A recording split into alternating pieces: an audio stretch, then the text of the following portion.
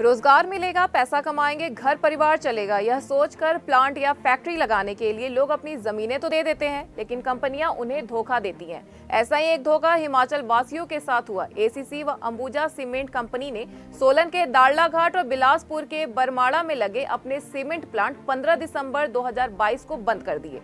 सितंबर 2022 में अडानी ग्रुप ने 3 दशक से चल रहे दोनों प्लांट खरीदे, लेकिन नुकसान उठाना पड़ रहा है, यह बात कहकर दोनों फैक्ट्रियों में ताला बंद कर दी। साथ ही यहां काम कर रहे 143 कर्मचारियों को दूसरी जगहों पर शिफ्ट कर दिया गया, लेकिन हजारों लोगों के बारे में नहीं सोचा गया। तो आइए जानते हैं क्या है विवाद की वजह। अडानी ग्रुप और ट्रक ऑपरेटर सोसाइटियों के बीच विवाद की वजह है माल भाड़ा, जिसे अडानी ग्रुप घटाना चाहता है, लेकिन ट्रक ऑपरेटर मौजूदा रेट पर माल ढुलाई करने पर अड़े हैं। कंपनी ने सीमेंट, क्लिंकर व कच्चे माल की ढुलाई में लगे ट्रक ऑपरेटर सोसाइटी से रेट कम करने को कहा था। कंपनी ने एक खत भेजकर कहा कि वहां मौजूदा रेट पर माल ढुलाई करने के लिए तैयार नहीं है, क्योंकि इसके कारण सीमेंट के उत्पादन लगातार बढ़ रही है। इससे कंपनी को नुकसान उठाना पड़ रहा है। कंपनी का कहना है कि सरकार ने 18 अक्टूबर 2005 को माल भाड़ा 6 रुपए प्रति टन किलोमीटर निर्धारित किया था।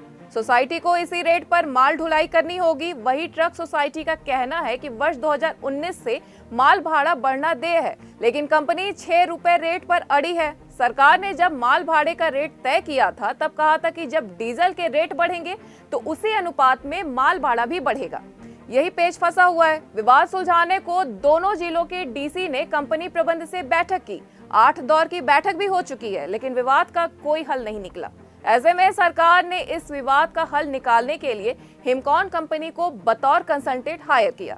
कंपनी ने माल भाड़े को लेकर अपनी रिपोर्ट सरकार को सौंपी, मगर अभी भी मामला सिरे चढ़ता नहीं दिख रहा है। ऐसे में अब सीमेंट कंपनी में तालाबंदी की गेंद सीएम सुखविंदर सिंह सुक्खू के पाले में है। इसे लेकर सीएम कह चुके हैं कि सरकार द्वारा सीमेंट कंपनी विवाद को जल्द समाप्त किया जाएगा। 2 सीमेंट फैक्ट्री बंद होने के कारण दोनों प्लांट में करीब 35,000 लोगों की रोजी रोटी प्रत्यक्ष व अप्रत्यक्ष तौर पर प्रभावित हुई। दोनों प्लांटों में करीब 8,000 ट्रक ड्राइवर और कंडक्टर बेरोजगार हो गए।